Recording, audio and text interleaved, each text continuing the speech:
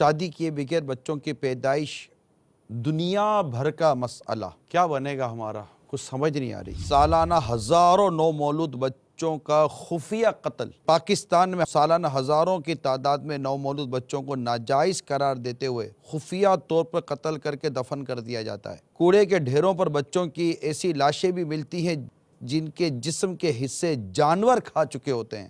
ایک maternity home کی nurse کہتی ہے میں نے اب نوزائیدہ بچوں کو قتل کرنا چھوڑ دیا ہے۔ اقرار کریے گا میں نے نوزائیدہ بچوں کو قتل کرنا چھوڑ دیا ہے۔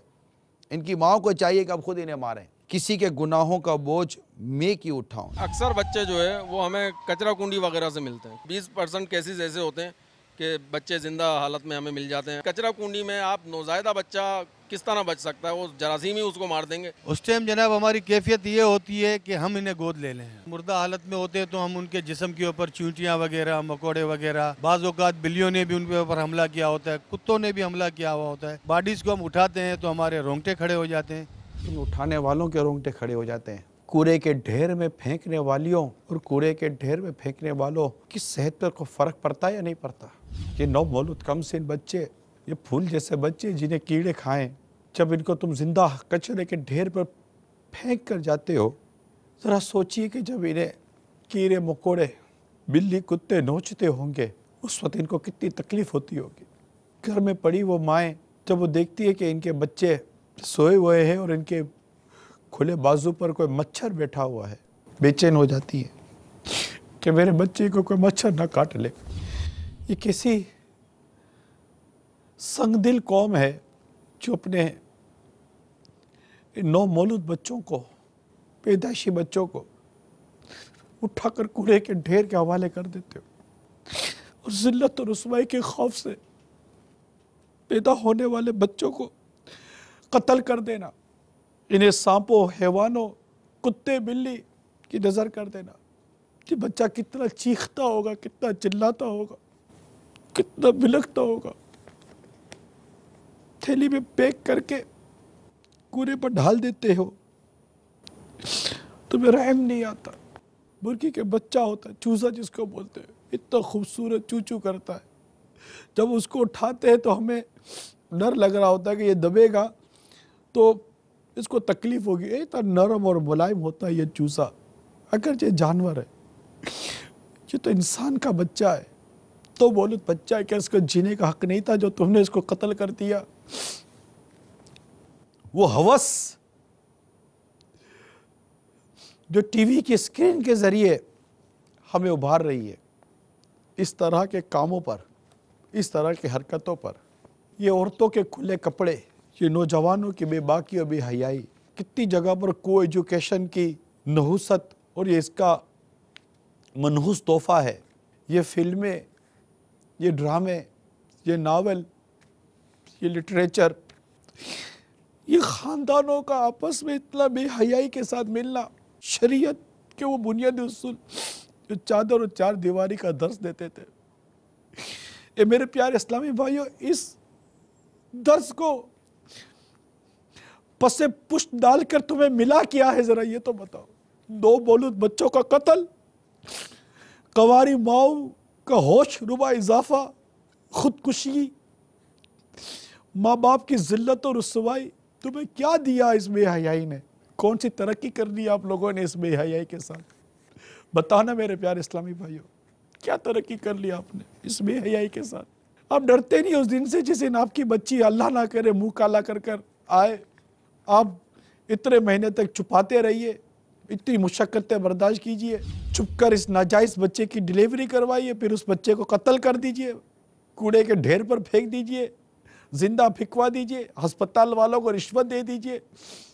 وہ عملہ کیسا درندہ صفت عملہ ہوتا ہوگا ہسپتالوں کا، جو ان بچوں کو پیسے لے کر کوڑے کے ڈھیر پر پھینک دیتا ہوگا۔ یہ تھوڑی کو پھینکنے جاتے ہوں گے سارے کے سارے، 2 پیسوں کے لیے تم نے کم سن نومولود بچے کو، پھول جیسے بچے کو جانوروں، کیڑے مکوڑوں کے حوالے کر دیا۔ ارے تم مرنے کے بعد خدا کو کیا جواب دو گے؟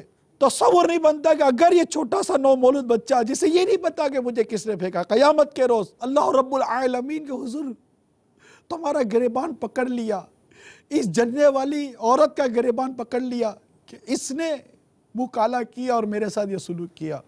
اوور آل میٹر پر غور کیجئے, اوور آل میٹر پر. بات صرف بچے کو قتل کرنے یا کوڑے پر ڈالنے کی نہیں ہے, بات یہ ہے کہ یہ کیوں ہو رہا ہے. آپ آج سے 20-25 سال کی ہسٹری تو لیجئے نا, چلے 20-25 سال کی ہسٹری لیجئے. جب سے آپ کا میڈیا ایڈوانس ہوا, جب سے آپ کے لباس ایڈوانس ہوئے, جب سے آپ کا کوئی ایجوکیشن کا کلچر بڑھا, جب سے آپ کے یہ ڈراموں کا, آپ کی فلموں کا کلچر بڑھا, غیر ملکی فلمیں, ملکی فلمیں, ڈرامے اور وغیرہ وغیرہ چیزیں جب سے آپ کی ٹی وی اسکرین پر آئی, پھر انٹرنیٹ کے ذریعے جو آپ کے گھروں میں تباہی آئی, جو میں جس کا بیان کروں آپ اس کو سمجھ سکتے ہیں آئے. مجھے صحیح سے بتائیے اس نے آج ہمیں کیا دیا؟ منہ کالے کروائیں اس کلچر نے کتنوں کے, خودکشیاں کروائی ہیں, خاندان کے خاندان اجاڑ دیے, اور خدارا اس سے باز آئیے, خدارا اس سے باز آئیے. اپنی ٹی وی کی اسکرین کو پاک کیجیے, اپنے گھروں میں انٹرنیٹ کے ذریعے آنے والی تباہی و بربادی کو پاک کیجیے, اپنی بچیوں کو شریعت کے دائرے میں لائیے. اور میری اسلامی بہنوں, تمہارا بھائی تمہیں ایک بار پھر سمجھا رہا ہے, اپنے موبائل فون سے غیر محرموں کے تمام کانٹیکٹس ڈیلیٹ کر دیں. اپنے سوچوں سے تمام غیر محرم, چاہے وہ کزن ہو یا غیر کزن ہو, سب کو ڈیلیٹ کر دیں. میرے نوجوان اسلامی بھائیوں ڈیلیٹ کر دیں, سب ختم کر دیں. جس راستے پر آپ چل رہے ہیں اس کا نتیجہ تباہی ہے, خواہ وہ خودکشی کی شکل میں ہے, بدکاری کی شکل میں ہے, منہ کالا کرنے کی شکل میں ہے, یا قتل و غارت گری کی شکل میں ہے, ناجائز اولاد کی شکل میں, وغیرہ وغیرہ. جس راستے پر ہم چل رہے تباہی تباہی ہے. ارے آگ پر چل کر بھی کوئی جلتا نہیں کیا؟ آگ پر چلو اور جلو گے نہیں, کیچڑ میں چلو اور کیچڑ کے چھینٹے نہیں اڑیں گے. یہ کیسے ہو سکتا ہے؟ یہ نہ سوچے کہ میرے ساتھ نہیں ہوا. یہ جن کے ساتھ ہوا ہے نا, انہوں نے بھی شاید یہی سوچا تھا کہ میرے ساتھ نہیں ہوا. سوشل ویب سائٹ اور سوشل میڈیا کے ذریعے جو اپنے کانٹیکٹس بنائے ختم کر دیجئے, جس کے ذریعے آپ چیٹنگ کر رہے ہیں, ویڈیو اور فوٹوگرافز اور امیجز وغیرہ کا جو آپ تبادلہ کر رہے ہیں, ختم کر دیجئے. اپنی جوانی پر, اپنی دنیا اور آخرت کے معاملے میں کرم کیجئے, رحم کیجئے. نہ کسی کی ہوس کا شکار بنیے, نہ کسی کو اپنی ہوس کا شکار بنائیے, اور ان تباہی و بربادی سے بچیے. میں آپ سب سے مدنی التجا کرتا ہوں, خود پر اور اس معاشرے پر رحم کیجیے, اور اس بے حیائی کے خلاف کوئی عملی اقدامات اٹھائیے. نسب برباد کر رہی ہے, نسلوں کو برباد کر رہی ہے, قوموں کی قومیں قتل و غارت گری پر اتر آتی ہیں صرف لمحے بھر کی لذتوں کے لیے. بے حیائی والے مناظر دیکھ کر اپنے اندر ایک اشتعال پیدا کروا کر گناہوں کے راستے اختیار کرنے کا آپ کو کس نے کہہ دیا ہے؟ پھر جس طرح کی بربادیاں ہو رہی ہیں ہسپتالوں میں جا کر دیکھیے, پھر یہ عاملوں کا راستہ پکڑتے ہیں, پتہ نہیں کون کون سے راستے پکڑتے ہیں. مطلب میں آپ کو اس کی کیا تفصیل میں جاؤں, اس کی اسباب پر غور کریں. قرآن مجید نے بڑے خوبصورت اور واضح لفظوں میں اس کی روک تھام جس ارشاد سے کی ہے, اس ارشاد کو سنیے. اللہ تبارک و تعالیٰ فرماتا ہے, لا تقربوا الزنا, اور بدکاری کے قریب مت جاؤ. وہ تمام اسباب جس سے انسان بدکاری کی قریب جاتا ہے, بدکاری کی طرف ابھرتا ہے, ان تمام راستوں کو دین متین اسلام ہمارا روکتا ہے. آپ اس ارشاد پر عمل کیجئے اور اپنے آپ کو, اپنے گھر کو, اپنی اولاد کو ان برائی و بے حیائی سے پاک کرنے کی کوشش کیجئے. انشاءاللہ تبارک و تعالی آپ دیکھیں گے کہ معاشرہ تیزی کے ساتھ بہتری کی طرف آئے گا. یہ برا ہوا ہے, ایسا برا تھا نہیں. جن طاقتوں نے اپنے غلط عزائم کے ساتھ, اپنی غلط منصوبہ بندیوں کے ساتھ, اپنے ناپاک عزائم کے ساتھ ہمارے معاشرے کو بگاڑا ہے اور بگاڑتا چلا جا رہا ہے, ہم مل کر کوشش کریں. آپ دعوت اسلامی کے ہاتھوں مضبوط کریں. ہم مل کر کوشش کریں گے کہ اس برائی کو ختم کریں اور اچھائی کی طرف ہم پلٹیں, جو ہمارا اصل راستہ ہے.